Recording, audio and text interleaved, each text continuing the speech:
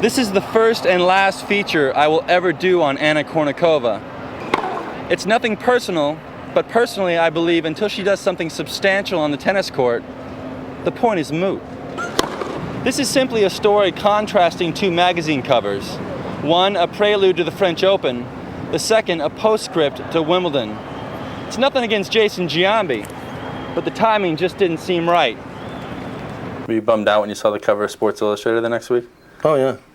I was, I felt like if I didn't get on there now, I probably will never get back on there. And do you think she's cultivating new tennis fans or catering to voyeurs young and old alike? Well, I think you could compare her, except for the winning part, to Tiger Woods. I agree. I think Anna Kournikova does transcend tennis and draws in people who have never been interested in tennis, and I think it's terrific.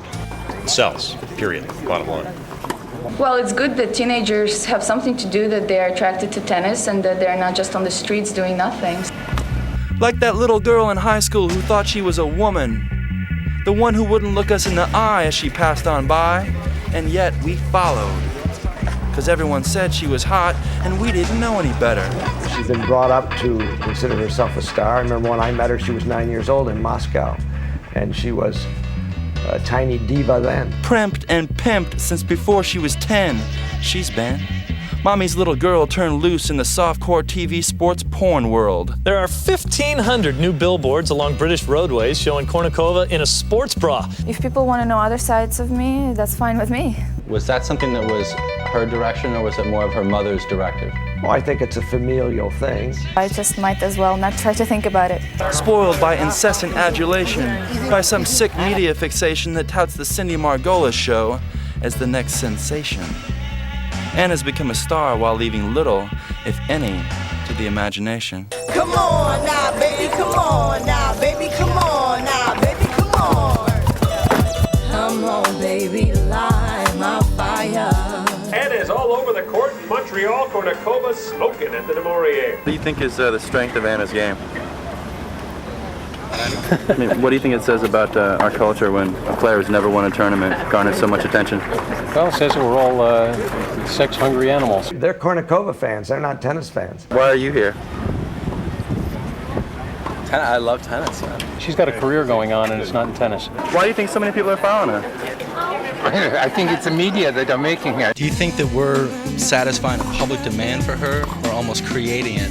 Yes. 11th seed Anna Kournikova. Wherever Anna is, they're hockey players. Sergei Fedorov ordering 300 roses. It's more Howard Stern than it is, Rod Laver. One doesn't know her, one only knows what the media present. Until she puts up, I'm going to shut up when it comes to her name. Why do you refuse to say her name? It's the ultimate in, hype over substance. The woman's better looking, the men will cover her, there's no question. I've worked in television. I mean, how does Lindsay Davenport feel? I have earned my disillusionment. I have been working all of my life, and I am a patriot.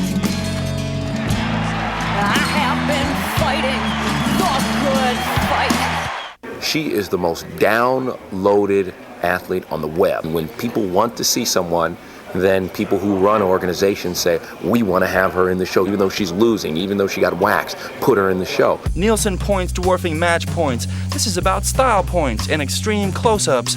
Who needs to win if they treat you like the trophy? Substance has become an endangered species. Let your mind's ear download this. And until people start to call her out and say, you got to have some substance. In the grand scheme of things, would you rather be known as a great tennis player or as a celebrity? Well, I'm playing tennis, so of course as a tennis player.